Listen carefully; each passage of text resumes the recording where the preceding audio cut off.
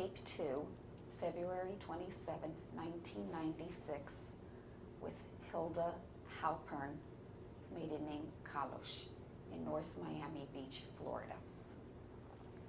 Now, we were just talking a little bit about your school and that you were in school with Jews as well as non-Jews. Right. Was there any effects that you had felt from the non-Jewish children? No. We were united, we lived with them, we had no problem with the non-Jewish children. We were friends, also by us in the different apartments, they lived non-Jewish people and Catholic people and all kind, non-Jewish. We were friends. We played, it was unity, we didn't know anything bad, was no crime, we didn't need so much jails. Yeah. So at what point did you feel that there was trouble with, involving anti-Semitism? When did you begin to feel that? Well, when the Hungarian came in, when it changed, politics changed, and the Czech had to leave. And then I start to feel, and then we start to have fear. Okay, because then the non-Jews start to be a little bit on their side also. We still had nice neighbors, and but we felt something in the air, that we cannot depend on them. I remember my mother, she had prepared for me a trousseau, set aside towels and all kind of things. By us was installed, in the kitchen was, say, tablecloth, and we had those little chairs, and they called it shammer, small. Everything had a cover. We had a dairy, and we had meaty tables, and so when I was about 14 or so, she bought for me to embroider. So it was like made a pattern, and she bought for me, and I should start to prepare, for when I get married, I should have my own. And it was, it was always something doing. We weren't just going around. I had to help. Even though I was an only child for my mother, I had to help, and I had to learn everything. When my mother felt that I know already, like cooking. My mother, one day, she told me, I was helping, as I say, in the kitchen. One day my mother told me, today I have to go someplace to take care of something, and he said, you're gonna make the meal. By us, the meal was around 1 o'clock in the daytime, the big meal. I say, Mommy, I don't know how to cook. I was just watching you cooking. She say, you're gonna cook, and 1 o'clock I wanna have the meal. Sure enough, I had to do it. She prepared me, she gave me the chicken, and she told me what to do, and I had, and the table was set. So we didn't have time for mischief, we were always occupied, Parents involved us more with work, with everything. By us was the kashrut, it was dairy and meaty dishes and this and that, and we had to. I remember I was a little child. I must have been 5 or 6. I didn't reach yet the table, so my mother put me on a shammer, on a little stool, on this little table. It was called hockerly, and she put me. We didn't have water coming from the pipes. We had a basin. So she put me up there with a basin of warm water, and I had to make the dishes and dry them and put them away. So, and the same thing later I could reach the table. I had to do the meaty dishes also. And what is... We kept, the parents, the mothers were close, everybody was close. It wasn't like to say, mother, I hate you, mother, you complain about the mother or anything, because there was nothing to complain. We were very content. Maybe we weren't so independent like today, the children, but I think it was very good that way, that the children today, child is a few years old, they start to get independent, they want to be respected, not to ask them where you are going, when are you coming home. I mean, if they come to the teenage, that wasn't by us. When I went out with friends, mostly with girls, I had to come home in time, and it was like Shabbos, it was a third meal, Shadashidis they call it. And once I went away with a friend, I had to have all this, I could invite my friends to my house. My friends were friends with my mother. If something was bothering them about their mother, sometimes the mother was favoring another girl better. I had one friend who was a little weak type of girl, and she had a younger sister. The younger sister was a strong girl, and so the mother was like on that girl's side more, So she was bitter about it, so she came to us right after the daytime meal. She came right away, and she talked to my mother, and of course my mother wouldn't say her mother is wrong, there wasn't such thing, but she was talking her out, and then she asked if I can come out with her. So we went out, and we were going someplace. She took me to a cousin's place, and there was a bride. They call it Shabbos afternoon. After a girl get engaged, they make a party.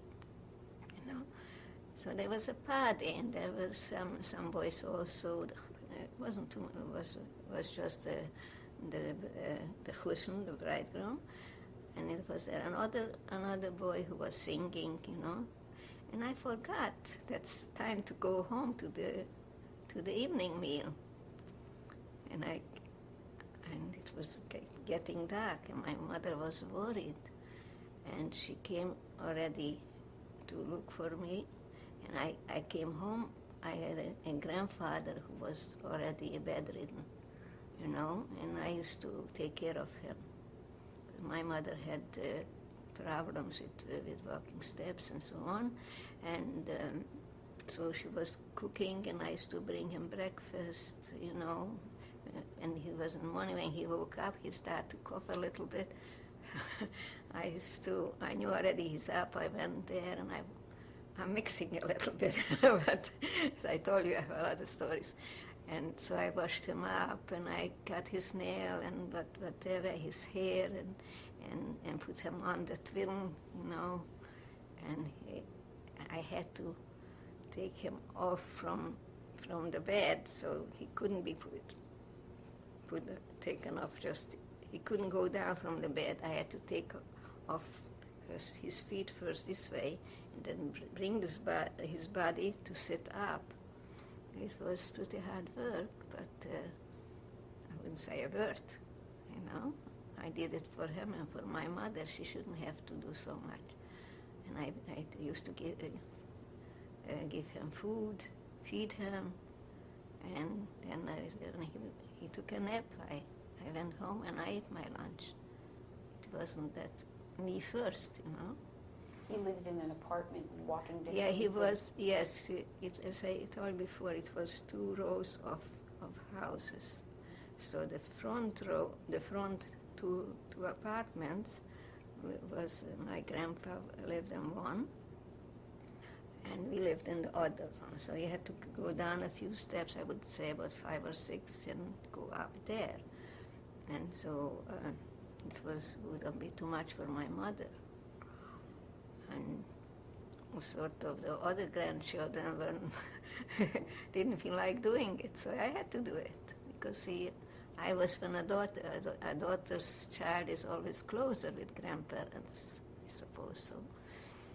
And so I did it. So I've finished all the story, that I came home and my mother wasn't home, so I went up to my grandfather, and he said, "Your mother was worried. You're gonna get it now. You didn't come home on time." And I was so sad that I aggravated my mother. And I said, "Where should I go to look for my mother?" But I figured she probably went, my father was in school, she went to wait for him, and there it was like they call it here, City Hall. There was the center from the Jewish people, from all the schools, and sure enough, she was staying on the corner, looking this way, looking that way, and I wasn't. And she didn't see me no place, and she see me. She was furious, she was crying. "Where were you?" And I was so worried, and she gave me a good slap in my face too. She was right. I didn't rebel against that because she was right. This is upbringing. These children were brought up that time. And then I was just praying that my mother shouldn't get sick, because if she gets sick, I will have, it's going to be a sin for me. That's how close we are. How old were you when this took place? I must have been 15, 16, something. When a girl tries a little bit to be not always. I mean, I was a lot with my mother. With my mother, I was going shopping with her. We got dressed. She was a very elegant woman. And in the afternoon, we got dressed. We went shopping. It wasn't such big shopping, Sometimes we needed a pair of stocking or a sweater or something was a big issue. They made from everything an excitement, the parents, So she took me along, and so we were very like friends. And she asked me, "Do you like it?" And I could say my opinion, And so I was. One way I was sheltered, the other way I was learning how to grow up, to be independent also. In that way, she sent me to buy once a pocketbook. I had the first big girl's coat. She had it made to order. Over there we had everything made to order. It wasn't too much industry. So she gave to a tailor, she gave the material, and he made a coat. It was like a gold collar. And I seen a pocketbook in a window, And I told my mother I seen something, and she bought for me a pair of shoes which had gold and brown. And I say, "Mommy, I seen a pocketbook there and there, and I like it very much, in the same combination, the brown and gold." She says, "So why don't, here you have money, even if I earned some money already." I didn't say this is my money. I came home, I gave my money to my mother. So she gave me she gave me the money, and she said me go and buy it. I said, "I would like you to see it." She said, "No, you have to start to buy yourself something." And somehow, like, she felt she's not going to live when I get married. So she wanted me to get independent, So she always, like, she did such kind of things, that I should do things on my own. she sheltered me till I was a small child, very young. But soon she seen that I'm developing and I'm getting, older. She used to tell me, I had to know how to make, noodles and everything. She told me, she always say, you never can tell. You can get married to another city.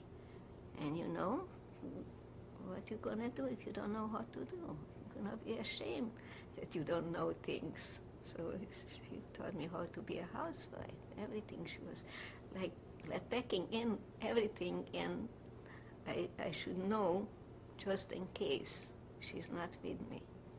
So I was pretty independent growing up.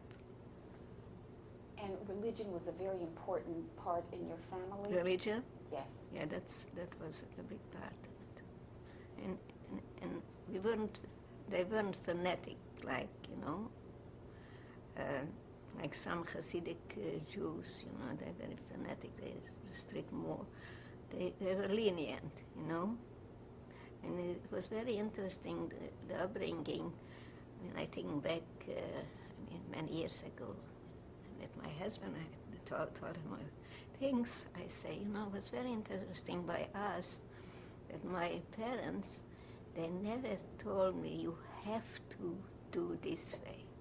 When it came to religion, they didn't tell me you're not allowed to do this Shabbos.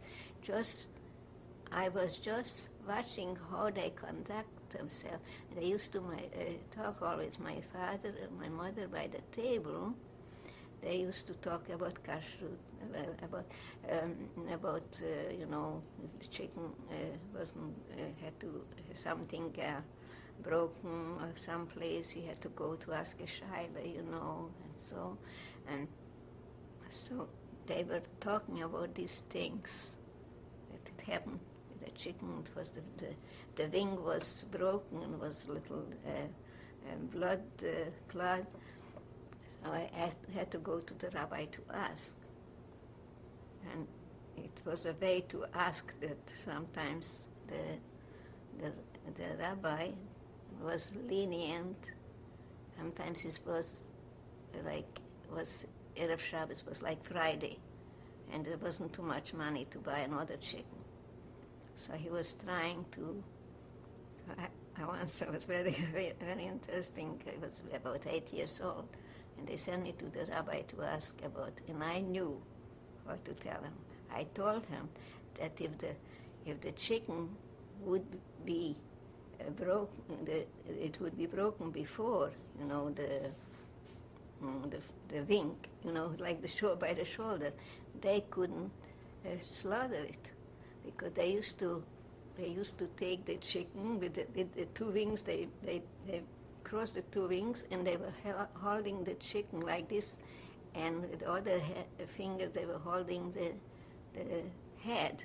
It shouldn't move, because if the chicken would move and they cut the throat, it wouldn't be kosher. No, so I came to the rabbi. He was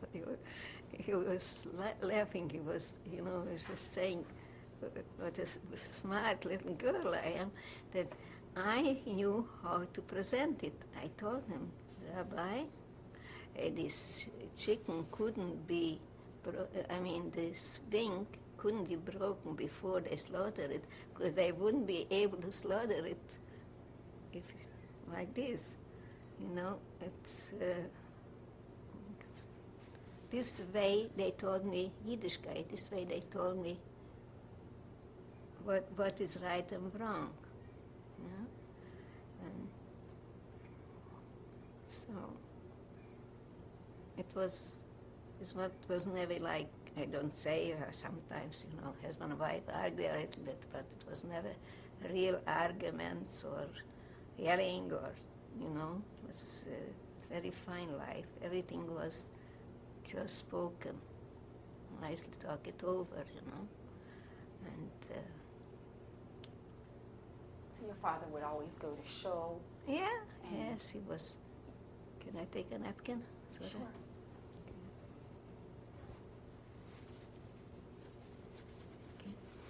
Were they Hasidish? Yes, Yes, my father was they both were from similar families. From my mother's side, my grandfather was also chassid, but he wasn't, um, he was a little bit more modern, what I call modern. He wore a shorter jacket, and he didn't wear that hat what the Hasidim wear. It was just like they have today, the black hats, and things like that. But from my father's side, it was they were very Hasidish. And but still, as I say, not fanatic and not ordering child or telling that way you shouldn't do that, you're not supposed to do that. They were talking by the meal. After the meal, they were sitting and talking. I would never get up before my parents get up. That wasn't proper. So I was sitting and listening, and I knew everything that way. Can you describe the garb that your father wore? Well, my father wore a long coat. The jacket was long, and he didn't wear a backish. He just wore mostly he wore material which didn't have wool in it, because there is a certain wool which doesn't go with a certain linen. The trim, the inside, it's called shatnez. So of course the tailor right away made it that way. But he didn't, during the week he didn't wear wool. I don't know the reason why during the week not, and Shabbos yes. Never came about it. We didn't question religion. We accepted it. So summertime he wore it was like a denim, brown denim type, which didn't have lining because but he was always covered. He wore the white shirt, and even when he went to shul, or when he went to, he was going like collecting some money for the shul. It was monthly. People gave some money and things. In winter, he was wearing cardigan. What is it called? That velvet. This will come to me. It's like a heavy velvet, And so as I say, I still didn't ask the reason why. But he didn't wear this the fur hat. And somebody asked him, he said, because he was very religious and very knowledgeable, and he told him, why don't you wear a shtreimel? They say, you are a holy man. He say, no, I'm not holy enough to wear that. I still have to learn a lot to be able to wear that. It would be show-offish for him. So he was very modest. And same thing, my mother wore a sheitel, she wore a hat over the sheitel, Here you see it in Williamsburg and this very Hasidic section. So where we live now, it's also Hasidic. Everybody's wearing those fur hats. When I see that, I think of how my father used to say that I'm not holy enough, because a lot of boys, soon they get married, they put them on that hat, and they don't have enough education to enough holiness. But times are changing. Can you describe now, when the war started, how it affected you and your family? You mean when we were taken to Auschwitz, or before? describing that part when you get to that, when they The when you ghetto? start feeling the, How it affected us? yeah, what happened at that point? Well, when they started the ghettos, I mean, first it was that we were restricted. We couldn't walk. We could walk only on this side. We couldn't walk on that side. You know, and no That's how the Judy. anti-Semitism first. Right. was That's how presented. the anti-Semitism started. You know, I told you before that we were rationing. We couldn't carry things. They asked, where did you get it? Because it was already like started the black market. You know, you couldn't buy things in the store. So that's the reason I had to do all those errands and go to work to help along. So first sign was for anti-Semitism that they restricted the streets. You know, on this side you can walk, and on the other side you cannot walk. Right? And each street became like, you know, like was already like a half ghetto. And then they assigned areas where they start to concentrate the Jews in prepared for Auschwitz. You know, they couldn't go in every house, you know, so we had to leave our home and we had to go in that area where is the ghetto. So it was just happened that we had, my parents had a very good friend who just lived there. I mean, it wasn't just that I take in only friends. Whoever came, all over, they opened the door and they put us. They put us on the floor. They didn't have enough space, so we were sleeping on the floor.